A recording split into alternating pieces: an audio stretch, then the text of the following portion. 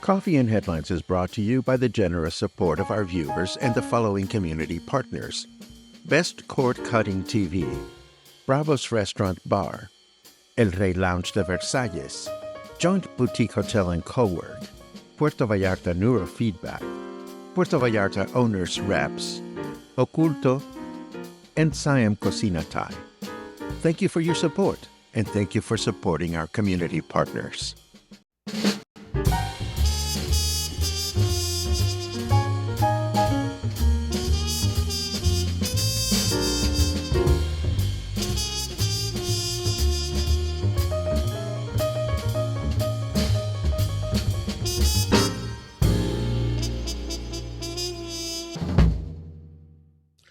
Good morning, everyone, and welcome back to Coffee and Headlines. Today is Saturday, February 1st, and as always, we will share a bit of news from our city, state, and country. I found a couple of interesting things to share with you today, but most importantly, it is gorgeous out there, and since we actually don't have that many news items to share, today seems to be like the perfect day to continue with our exploration of Pueblos Mágicos. As you recall, 2 weeks ago, I took some days off to explore 3 Pueblos Mágicos near Puerto Vallarta.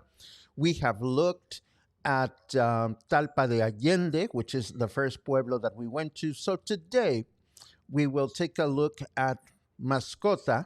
Well, not really, but you'll see why in a second. And we will explore a beautiful town near Mascota called Yerbabuena that is not officially a Pueblo Mágico, but could easily be as Pueblo Mágico as any other. I think you're going to like that.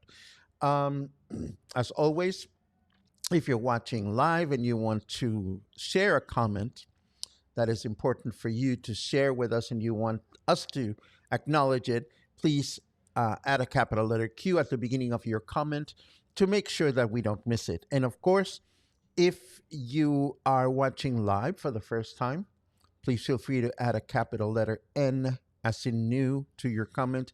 We'll give you a nice little welcome. And for those of you that watch us later on in the day, thank you. Thank you for watching us later on in the day. Thank you for watching Coffee and Headlines whenever you are able to. So let us start with a couple of news items that I collected for you this morning. No, it's not a black screen. It is this. We are in the middle of the first long weekend of the year, and our city tourism board has high expectations. Of course, we are celebrating the anniversary of Mexico's Constitution. The official date is February 5th. But once again, FIDETUR, which is our tourism board, is looking at the possibility of once again breaking the record achieved in the last 2 years as the leading destination in the entire country during the long weekends and surpassing the 92% hotel occupancy of last year.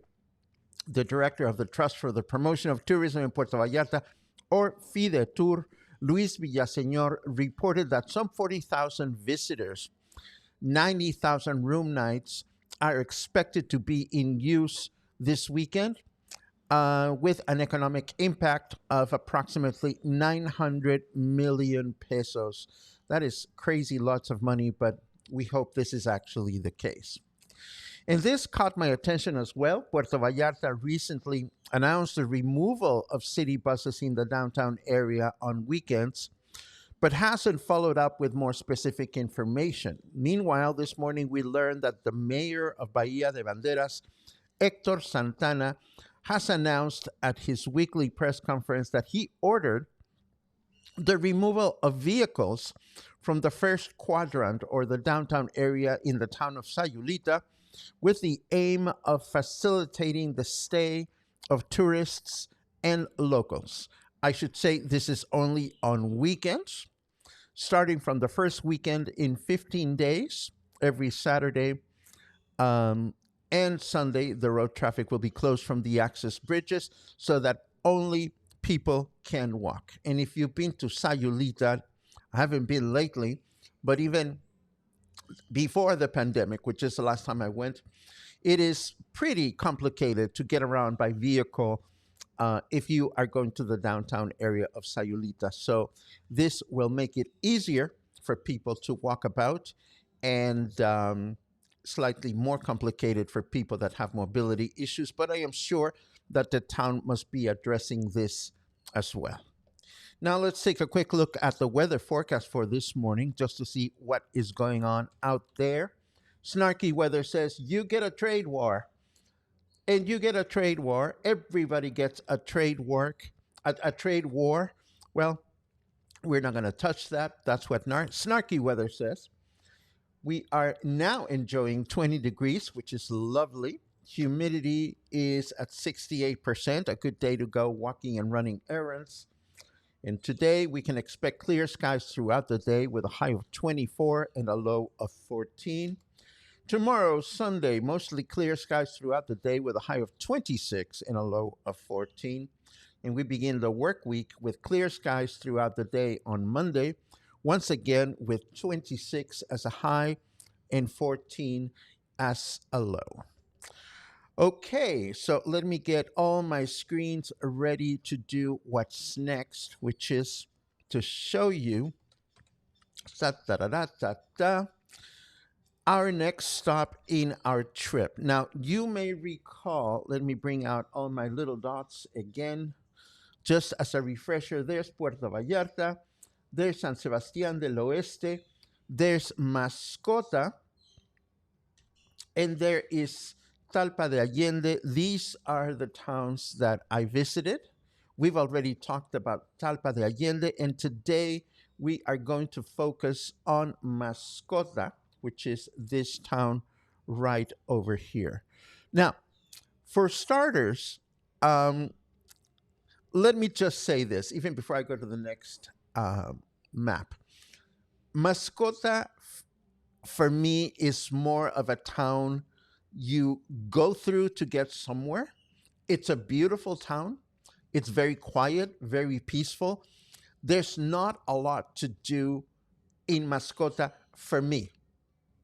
For me. Other people might be totally in love with the town. Why do I say it's not for me? Well, because when you walk around Mascota, the sidewalks are narrow. Most of the streets have like facades that you cannot see through. There's not a lot of things to see in Mascota. It has a gorgeous plaza. It has a gorgeous downtown mini market area and a restaurant. But for me, Mascota serves more as a point of departure to other places. Now, if anybody is watching that is from Mascota, no, I don't mean to shade Mascota in any way, shape, or form. Everybody has to see it, at least if you're going past it. But here's what I love about Mascota. If this is Mascota, you can see this is a highway coming from Puerto Vallarta. The highway crosses through Mascota and then just continues on. Over here is the town, but I want to direct your attention to all the stuff that is up here in the upper right-hand corner, which is the town of Yerbabuena. Yerbabuena is not even 10 minutes out of Mascota. You go through a short rural road, and it is completely idyllic. And it's also very quiet. There's nothing to do in Mascota. I mean, in Yerbabuena. But as you will notice, the terrain is very different. Whereas Mascota is mostly about streets that have houses with nothing to look at. The town of Yerbabuena is full of winding roads that are great for walking and exploring. So let us start looking at some of the photos that I have. Of course, the first thing you will notice when you get to Yerbabuena is its historic center, which is nothing more and nothing less than an old building with old things in it that nobody will tell you about because there's nobody there to greet you or to give you a tour. I'm sure that if you knew some locals, they would be able to tell you more or tell us more about it. And right next to this historic center is the old parish of Yerbabuena. And as you can see from this short video, It's an old, tiny um, stone church that is open to the public. You can actually walk in and explore it. And I don't know what year this was built, but it is tiny and ancient and fascinating to look at. I don't even know if it is used for services, but there was a sign at the door that said, please leave some money. And this little door leads to the historic center, which I just mentioned. So the two buildings are connected. But I mean, take a look at this. It looks like it came from centuries ago. Um, and it has a little bit of water, a water feature in the entrance. There's a lot of water in this town, as you will see momentarily. And this is a view of the grounds at this particular place, the historic center. Again, we saw machinery. There was a sign that kind of explained what this piece of equipment was all about. And then there was this Jeep, which, if you ask me, looks a lot like what the late Queen Elizabeth used to drive, at least in on television, anyhow. And the sign, I took a photo of the sign here, and the sign said that this is a 1964 Jeep, which was donated by Bancomer, the bank, and it was used for 20 years by the church to get around. Now, think about it. If the roads today are, better suited for an ATV kind of vehicle, just think about what this must have been like when this vehicle was actually in operation. But once you get past this, you continue driving and you get to the downtown area of Yerbabuena, where you find their letters, their welcome letters. And in this, right opposite from this view, is a small, beautiful plaza and the church of the town. This is the church that is now being used. Um, Now, let me stop for a second and tell you something that I know about this town. Let me just put this over here. The last time I was here, oh pues, I cannot get my Zoom window to show what I want to show. Anyhow, the last time I was here was way, way, way before the pandemic. And at the time, I felt to myself, well, this is a cute little town. It's unfortunate that there are no places to stay. That was my feeling some 8 years ago, maybe more, which is the last time that I went to Yerbabuena.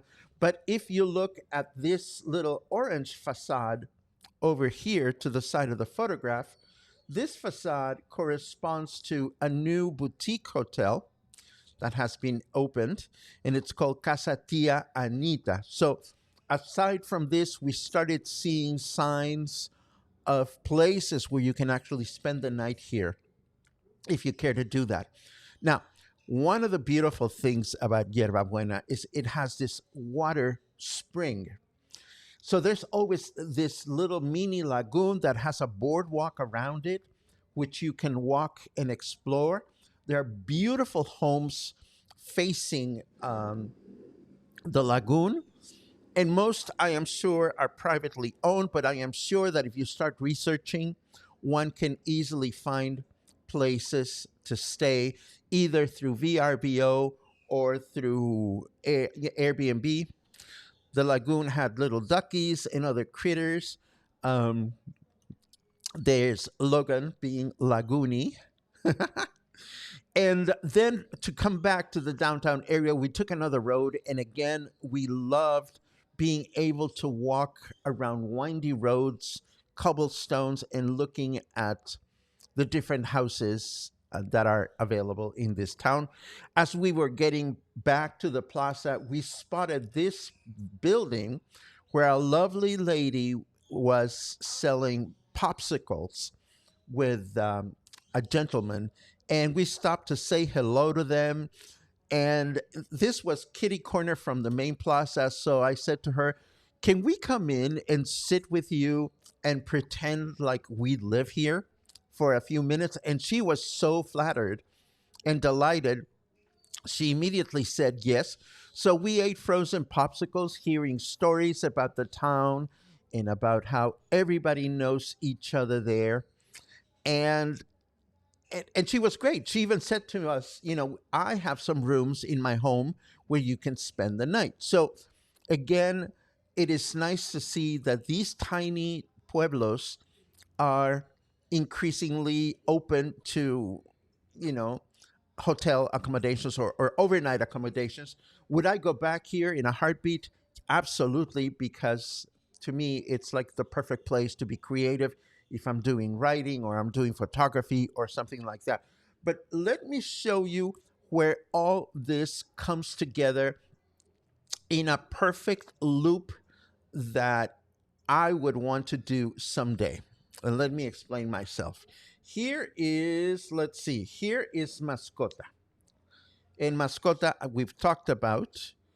Up here is Sierra Lago, which is the swanky resort located in the middle of a volcano.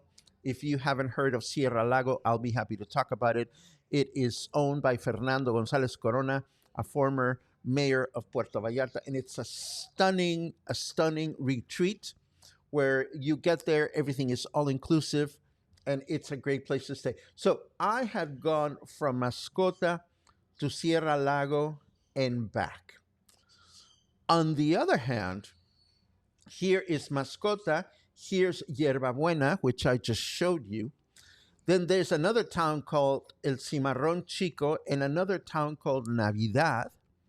And I have also gone to these towns and come back. And these towns are just gorgeous, untouched mountain towns, tiny places where life is very different than what we have here. And the reason I show you this is because you can actually do a loop. There's a road. One can actually do a loop and go exploring and checking out the whole route. And this is something that I would love to do at some point in time. The nice folks at Romelio's Tours, which we mention every now and then here at the broadcast, offer such a tour. Or if you have a vehicle that is good for dirt roads and whatnot, you can certainly go exploring on your own. But once again, as we've mentioned, in these smaller towns, I would not expect to find much English spoken or any English spoken. So I would make sure that if I go exploring tiny towns like this, I go with a Spanish speaking person, preferably. If you want to be adventurous and just go on your own, of course, you can certainly do that as well. And that is my very brief but very excitedly delivered. Well, I hope I was excited. Take a quick overview of Yerba Buena. That's what I'm trying to say. Before we get to your comments, just quick reminders. Spotlight is coming up again, and we already have a watch page. I'm going to put it on the show notes today so that you can get ready to watch. And of course, if you are Berth or Amy or Delilah and you are going to be joining us, it would be great if you also helped yourself by promoting that you're going to be on the spotlight and sharing the watch page as well. Of course, this week, I'm also excited about my Bring a Tissue presentation. I've spoken about this before, and I'm excited about it. And I also want to remind you that a week from today, Air Fryer Sharon is at it again with another air fryer class at the Joint Boutique Hotel and Co-work. This time around, it's all about Valentine's Day dinner. So the class takes place on Saturday, a week from today, at 11 a.m. If you have an air fryer and you want to learn more ways to use it, all you have to do is treat yourself to a nice little get together with Sharon. And I recommend buying tickets ahead of time because her classes fill out quickly. There's another class a week from tomorrow. So I don't know if it's a two-parter or she's offering 2 days in a row. Check it out in the show notes.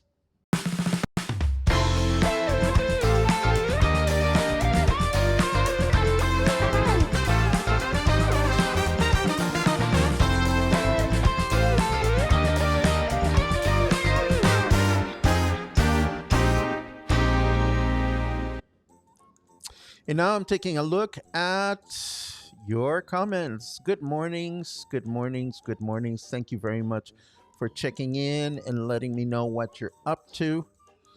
Um, can you take buses to these little towns fairly easily? Looks like a fun day trip. The answer is no, Laura, unfortunately. There is a bus that goes from Puerto Vallarta to Mascota, but it's a slow, slow bus. It'll take you at least 4 hours to get there because it makes a lot of stops. The best way to do this is find a friend that has a vehicle, find one of the tours that I mentioned just a second ago, like the Romelio tour, or hire a van and put your group together. Unfortunately, these are totally, totally rural places, but truly, truly, truly beautiful. Let's see what else. Oh, Christy says, my daughter and friends are part of the hotel occupancy this weekend. Lucky them. Well, Christy, I look forward to your next visit here in Puerto Vallarta, whenever that may be. Michael, it's always a pleasure to see you. Michal, I have something that you want. Let's connect.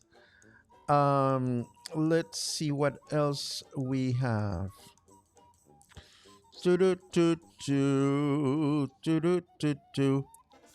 Oh my God, it is so beautiful and teeny, teeny, tiny, the stone church. Um, it's just, it was just gorgeous. That's all I can say. Um, Logan says, we're totally Team Yerbabuena. Definitely looking forward to looking up an Airbnb or a cute little hotelito and escaping back up there for an extended weekend during the hot months. I totally agree with that assertion. Sometimes work accumulates in my workload such that I say to myself, could I get away from Puerto Vallarta for 3 days and just do everything I need to do from a remote location? And I used to be able to do that when I worked at a magazine in my earlier career here in Puerto Vallarta. And I look forward to getting away like that one of these days. Let's see. We have a condo report from Charles. Our condo will be fully furnished in March, moving in soon. Our new condo building in Las Gaviotas has over 300 units. Wow, that's a lot of apartments. Our neighbors are looking for information about the neighborhood and PV in general. I started promoting your Facebook and YouTube resources. Hopefully, this will answer their questions and create new connections. Thank you very much, Charles Glenn Canavo. Thank you very much for sharing what we do here. Of course, if anybody is interested in specific areas or specific neighborhoods, you are the best resource. I mean, I'm familiar with some, but definitely not all of them. So the cluster, the live broadcasts are a perfect place and a perfect time to ask specific questions. But thank you. Thank you for spreading the word. I very much appreciate it. Let's see. Thanks for the info about Yerbabuena. Looks like a delightful place to visit. It is absolutely delightful. And also at the entrance of the town, we saw a big complex of newly built cabañas that were totally gorgeous. And I forgot to take a photo of the name because it looks so nice and so well put together that I figured, I'm going to get home and find it on Google Maps. No big deal. Well, guess what? They're not on Google Maps just yet. So, again, in general, when you choose to explore these towns and are hoping to spend the night somewhere, you want to be a little bit adventurous and not expect to be able to have all your answers before you leave your vehicle, before you hop on your vehicle and get going from Puerto Vallarta. Let's see what else we have. Oh, this is good to know. Harold says Sue and I did the loop. Beautiful scenery. Of course, the loop, it refers to that little town loop that I referred to at the very end. I want to do the loop. I hope someday to be able to do the loop. And this brings us to the end of today's broadcast. It's the weekend and it's here and it's time to enjoy it. So I hope you'll have a really fun, relaxing weekend. For me, it's going to be all about charging energies. and getting ready for next week because we have some very fun announcements to make. So enjoy what's next, what's left of the weekend, and I will see you back on Monday for more coffee, headlines, stories, and all the good things you bring to the table. Take care.